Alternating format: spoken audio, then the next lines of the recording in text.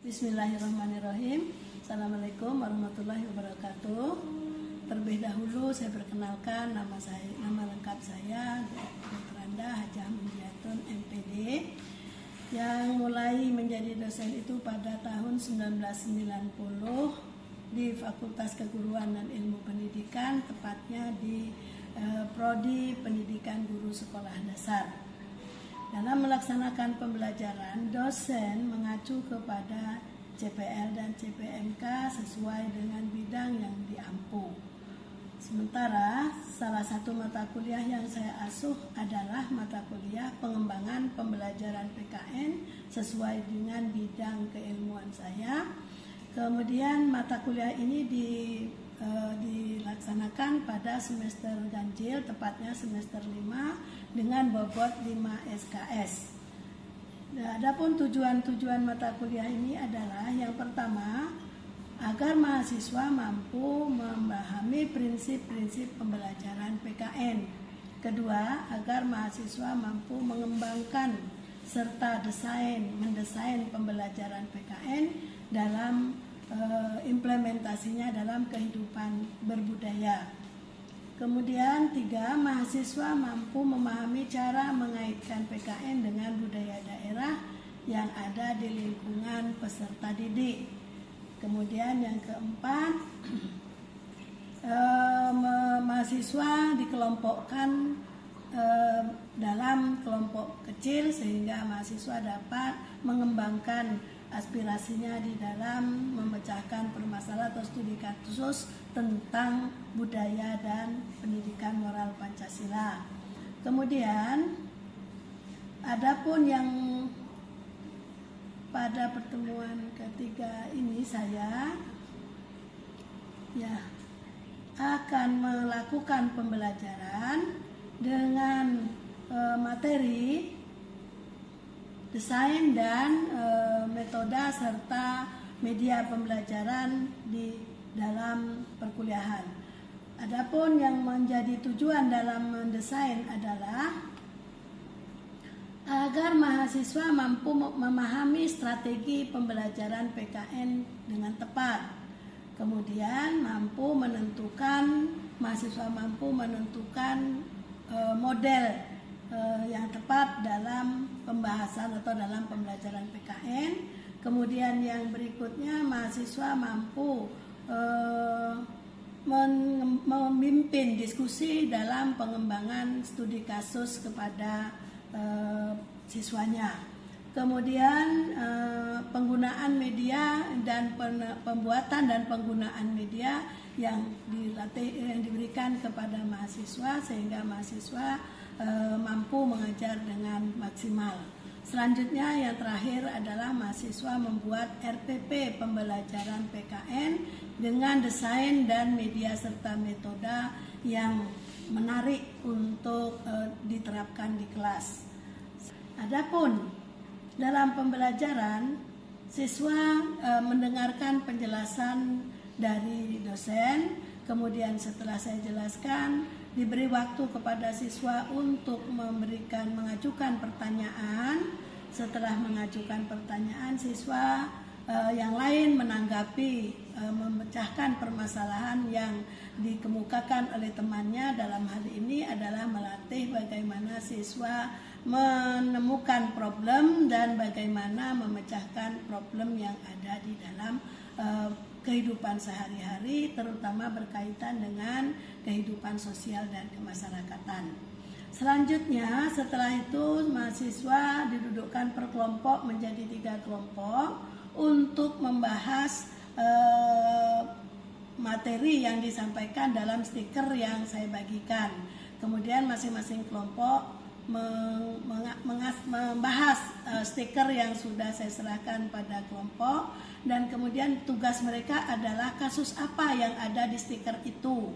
Kemudian bagaimana siswa idenya untuk mengatasi masalah dalam stiker itu. Itu yang saya lakukan dalam kelompok. Kemudian mahasiswa setelah selesai mengerjakan tugas dalam kelompoknya, salah satu dari anggota mahasiswa itu menyampaikan hasil tanggapan atau hasil dari kelompoknya, kemudian kelompok yang lain menanggapi. Ya, itu adalah dalam proses pembelajaran. Baik, selanjutnya dalam pembelajaran materi yang saya bahas terintegrasi dan terkait dengan publikasi ilmiah yang pernah saya lakukan dengan judul Student Workshop Based on the Kampar Community for Social Science Learning in Grade 5 Elementary School. Dalam pembelajaran PKN ini berusaha untuk melestarikan kearifan lokal. Contoh yang ada di Kampar itu yang saya angkat karena yang saya teliti di Kampar. Dengan waktu itu yang saya lakukan adalah acara makan bajambau yang juga langsung kami praktekkan pada saat penelitian. Selanjutnya penelitian ini sudah dipublikasikan dan kemudian dapat saya kaitkan dengan pembelajaran sebagai sumber belajar budaya daerah. Selanjutnya pembelajaran PKN dengan pembelajaran sosial ke masyarakat itu adalah menyatu di dalam prakteknya, sehingga karena itu budaya itu juga merupakan bagian dari tugas melestarikan atau yang akan dilestarikan oleh pembelajaran PKN. Guru harus memahami hal-hal yang ada di dalam PKN dalam kehidupan sehari-hari sehingga budaya dalam masyarakat itu dapat disampaikan oleh guru melalui pembelajaran PKN. Itu harapan dalam pembelajaran PKN. Baik, itulah kira-kira pembelajaran yang saya terapkan dan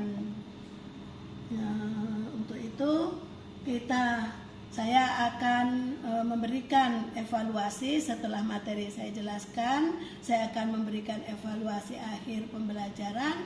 Dalam evaluasi ini saya memberikan 3 soal, tetapi saya tidak menunggu mahasiswa menjawab soal, melainkan mereka saya beri waktu untuk mentelaah kasus itu yang saya berikan di dalam soal ujian atau soal akhir. Dan akan dikirim oleh mereka setelah selesai menjawab, mereka akan mengirimkan di LMS yang sudah saya buka untuk mereka mengumpulkan jawaban. Nah, untuk itu yang tugas yang terakhir adalah mahasiswa minggu depan diharapkan menyiapkan RPP untuk model pembelajaran di sekolah sehingga mahasiswa membuat tugas itu di rumah dan dapat dipraktekkan minggu depan pada pertemuan keempat.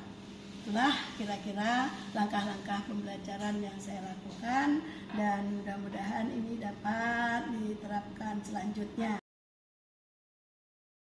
Assalamualaikum warahmatullahi wabarakatuh. Waalaikumsalam warahmatullahi wabarakatuh.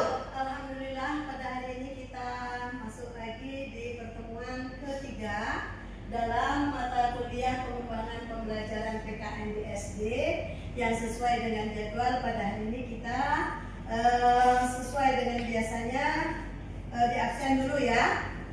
Yang pertama Ilham, Willy, Anissa, Citra, Dela,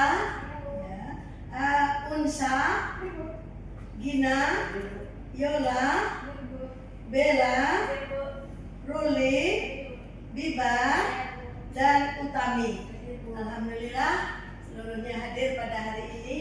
Baik, pada mata kuliah hari ini kita akan menjelaskan tentang pengembangan pembelajaran PKN SD. Pada minggu ini yang kita ingin lakukan adalah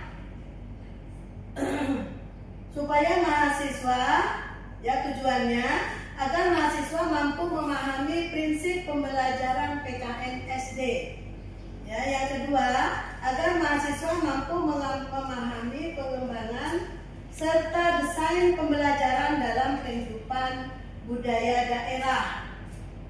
3. Mahasiswa menentukan kearifan lokal di daerahnya dan bagaimana dilaksanakan oleh masyarakat setempat, nanti akan dikaji dalam kelompok. Kemudian mahasiswa memahami cara mengaitkan PKN dengan budaya daerah yang ada di lingkungan tempat tinggal mahasiswa, dan mahasiswa harus membuktikan dalam bentuk LKPD nanti ya. Kelima, mahasiswa dapat menentukan pilihan untuk dipraktekkan sesuai di daerah masing-masing. Jadi apa yang kearifan lokal yang menjadi pilihan kita, bagaimana pelaksanaan di daerah itu dan kegunaannya untuk apa. Nanti kita akan melalui diskusi atau melalui penugasan, nanti akan kita kembangkan itu. Dan yang terakhir yang tidak Ibu tuliskan di sini, seperti mana kewajiban dalam mata kuliah pengembangan, yang terakhir tugas kita adalah membuat RPP, ya, membuat RPP sesuai dengan materi yang akan kita jelaskan pada minggu itu. Tentu RPP-nya tentu RPP modul, ya, RPP modul sesuai dengan tuntutan pada hari ini. Selanjutnya kita ulang sedikit tentang pengertian pengembangan pembelajaran PKN. Apa itu pengembangan pembelajaran PKN? Pengembangan pembelajaran PKN kelas tinggi adalah proses perencanaan. Jadi guru sebelum masuk ke kelas merencanakan dalam pembelajaran nanti seperti apa. Kemudian perencanaan itu diterapkan dalam pelaksanaan pembelajaran. Kemudian dilakukan penilaian, asesmen pembelajaran yang efektif dan inovatif untuk meningkatkan kualitas pembelajaran di kelas tinggi, ya, di kelas tinggi ini ya, karena adanya nanti kemampuan siswa mengembangkan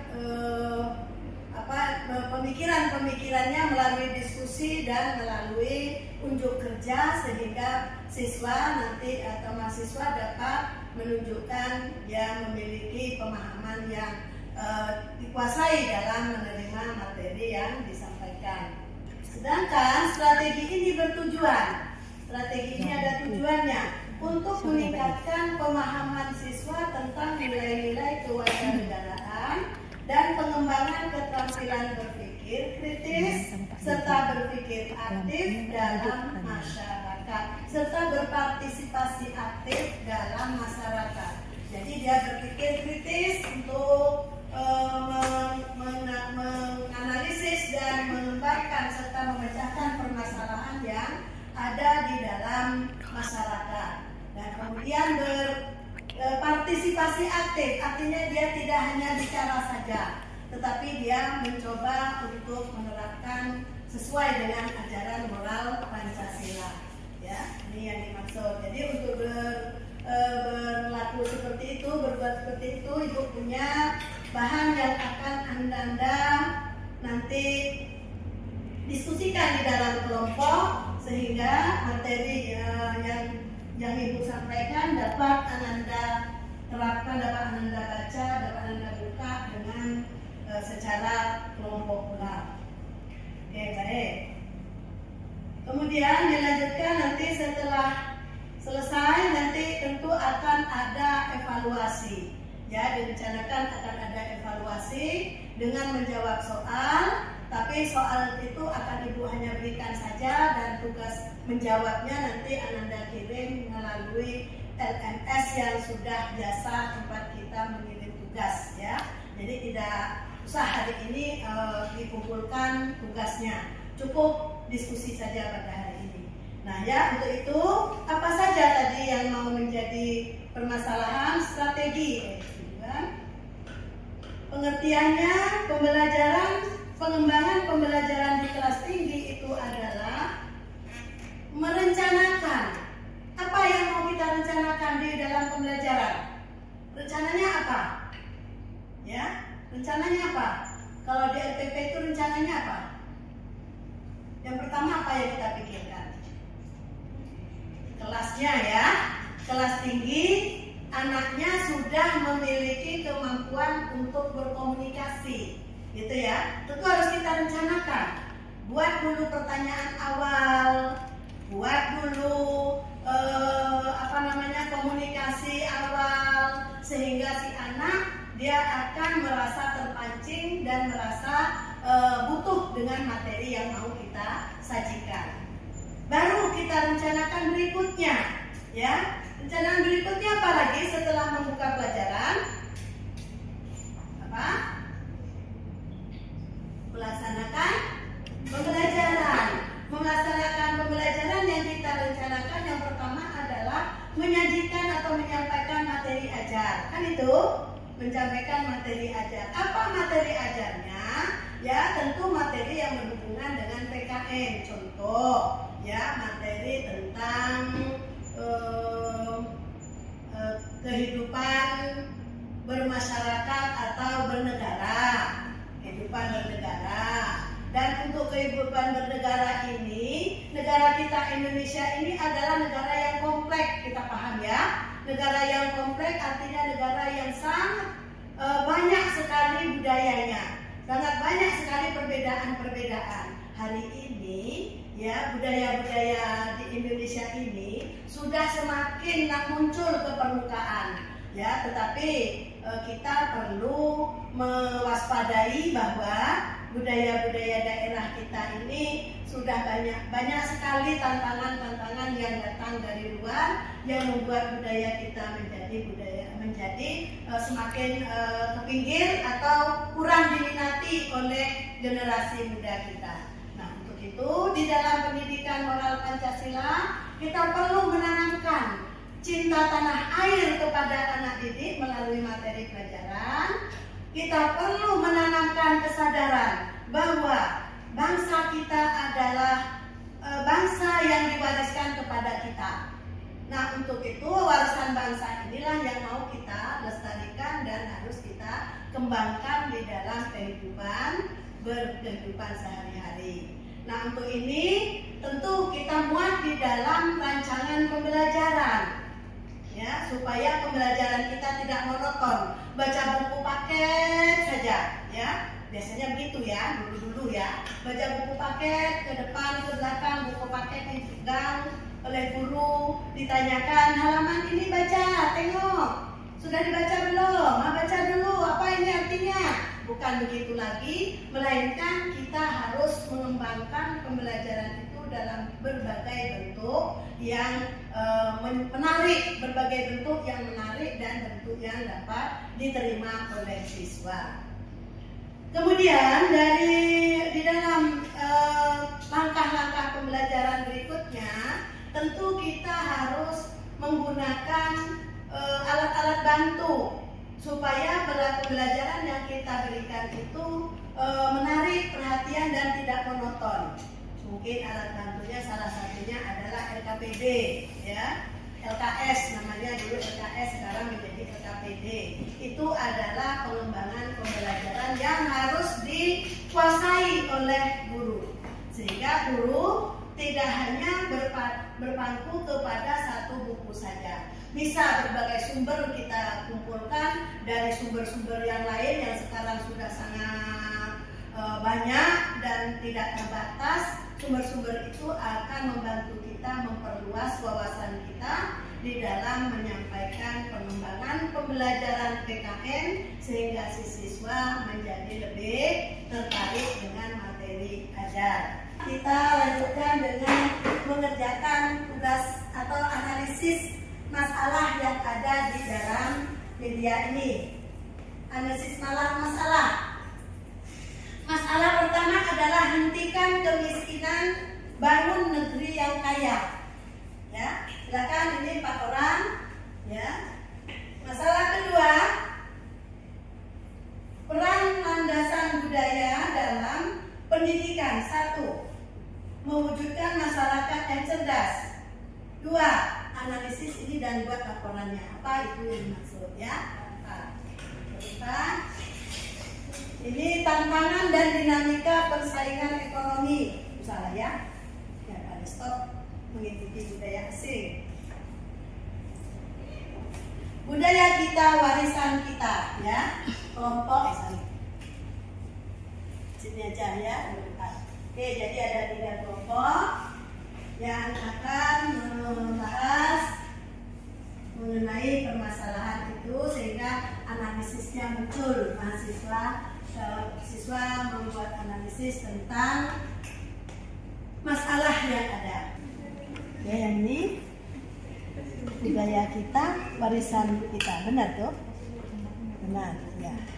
Tanggapi bagaimana kebenarannya. Cinta budaya yang diklaim. Ya, contoh budaya yang diklaim. Nih, batik. Ada angklung, ada wayang, ada rendang.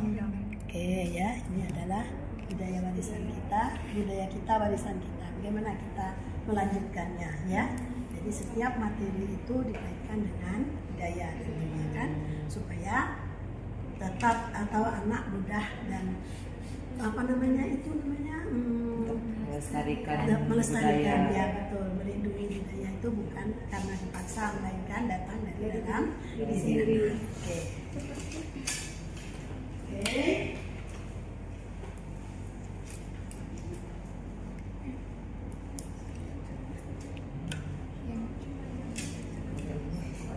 Habis dipersilakan perwakilan dari kelompok 1, kelompok si membacakan. Warahmatullahi wabarakatuh.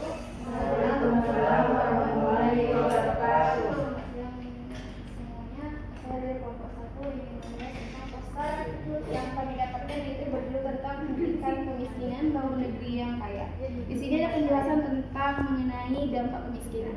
Yang poin pertama yaitu meningkatnya malnutrisi.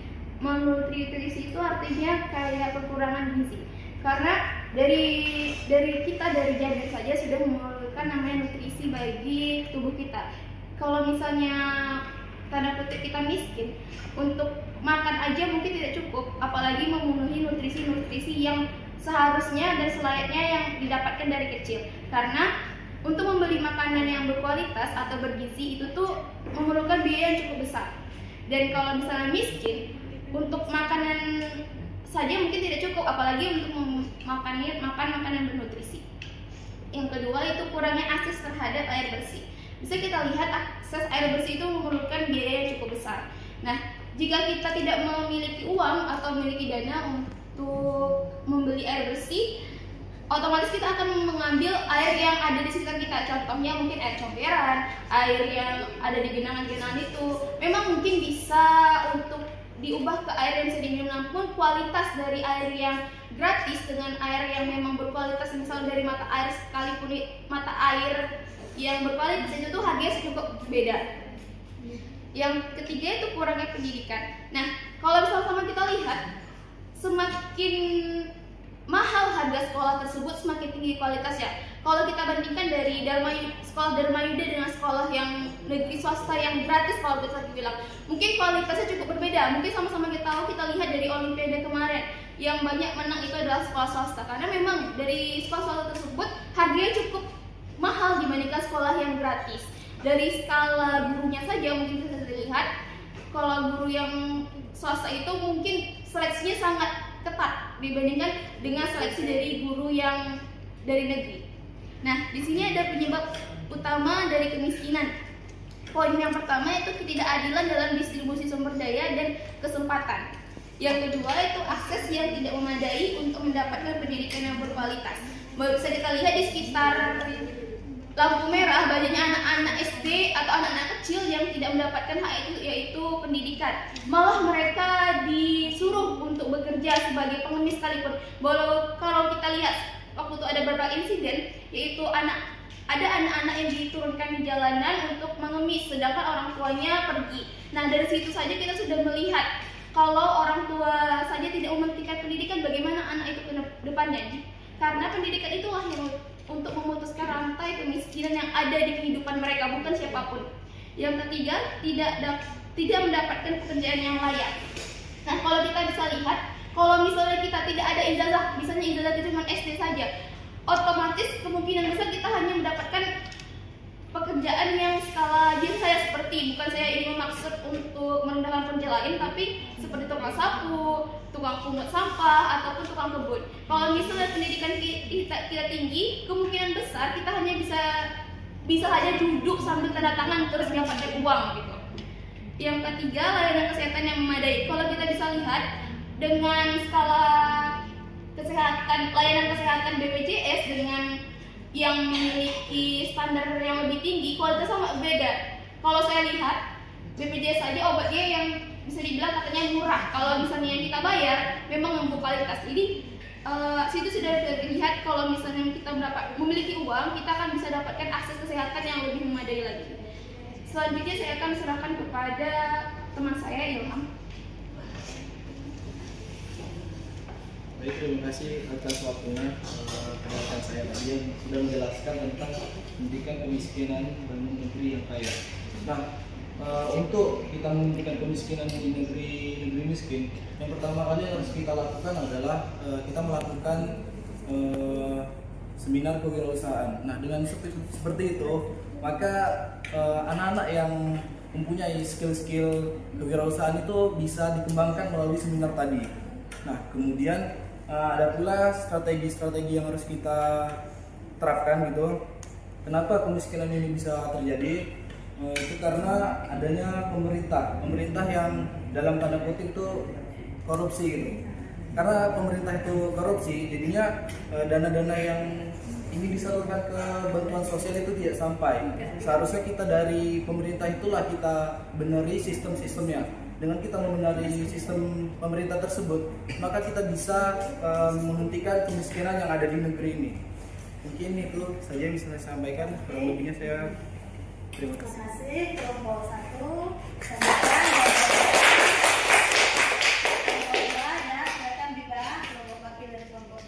Saya adalah dari perwakilan kelompok 2. Dapat dilihat pada poster yang mana judulnya itu peran landasan budaya dalam pendidikan, yaitu mencakup 3 peran. Yang pertama itu ada mewujudkan masyarakat yang cerdas. Di sini maksudnya dengan landasan budaya membentuk nilai, norma, dan cara berpikir yang menjadi dasar dalam proses belajar, seperti gotong royong dan musyawarah, mengajarkan kecerdasan sejak dini. Yang kedua itu ada transmisi budaya, yang mana pendidikan berperan sebagai alat pewarisan budaya dari generasi ke generasi. Seperti contohnya itu sekolah mengajarkan tarian tradisional atau cerita rakyat sebagai bagian dari pembelajaran seni dan edukasi. Dan yang terakhir itu ada pengendalian sosial, yang mana ini mengajarkan nilai dan norma yang mengatur individu dalam masyarakat. Contohnya itu seperti penanaman nilai sopan santun, hormat kepada orang tua, guru, dan tanggung jawab di sekolah. Baik, sekian penyampaian hasil diskusi kami. Saya kembalikan pada Ibu. Ya, baik, terima kasih kelompok 2. Artinya, pendidikan moral Pancasila itu bukan hanya menceritakan tentang moral musyawarah saja, tetapi budaya itu adalah tempat pelaksanaan moral Pancasila yang sesuai dengan ajarannya, di mana ajarannya adalah berketuhanan yang Maha Esa, berpersatuan, kerakyatan yang dipimpin oleh hikmah, kebijaksanaan, dan kelima keadilan sosial diterapkan di dalam kehidupan berbudaya dan berbangsa, sehingga budaya kita adalah milik kita, ya. Karena adanya semua nilai-nilai moral Pancasila itu akan lebih lestari kalau budayanya itu tetap kita lestarikan dan kita jadikan satu kebiasaan bagi kita sendiri.